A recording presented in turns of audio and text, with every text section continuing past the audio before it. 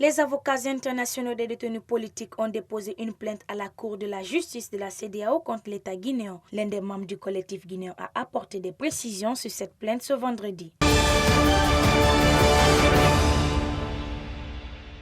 Le Premier ministre guinéen Ibrahima Kassori Fofana a annoncé récemment que les mois à venir seront durs pour les citoyens guinéens. Des acteurs de la société civile et consommateurs ont réagi à ce propos ce vendredi 19 mars. Le Premier ministre guinéen Ibrahima Kassori Fofana a annoncé récemment que les mois à venir seront durs pour les citoyens guinéens. Des acteurs de la société civile et consommateurs ont réagi à ce propos ce vendredi 19 mars.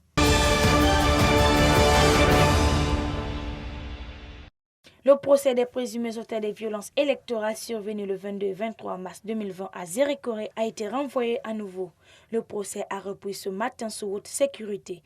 Dès l'ouverture, le pôle des avocats de la défense a de nouveau soulevé des exceptions.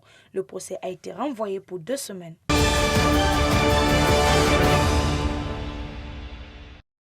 Éducation, le classement 2021 des 1000 meilleures universités au monde a été publié par une société britannique. 2 établissements africains ont été évincés dans ce nouveau classement, soit une perte de 6 places pour le continent sur les 2 dernières années.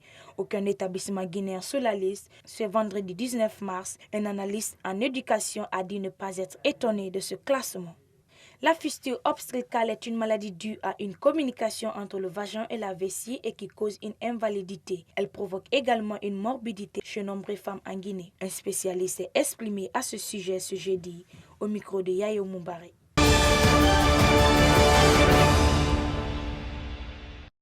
À la baie, les commerçants affichent une inquiétude à l'insécurité autour du marché central.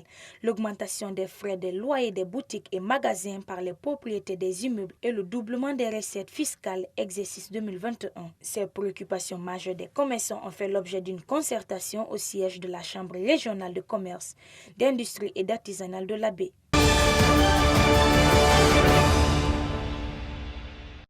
Ce dimanche, au Congo-Brazzaville, 2,5 millions d'électeurs sont appelés aux urnes. Les forces de défense et de sécurité ont déjà voté ce mercredi par anticipation. Le président sortant Denis Sassou Nguesso, 77 ans, a déjà 36 ans cumulés à la tête de ce pays, briguer un nouveau mandat. Face à lui, 6 adversaires tandis qu'une partie de l'opposition et de la société civile appellent au boycott, une élection marquée par un climat de défiance sur fond de crise à la fois politique, économique et sociale.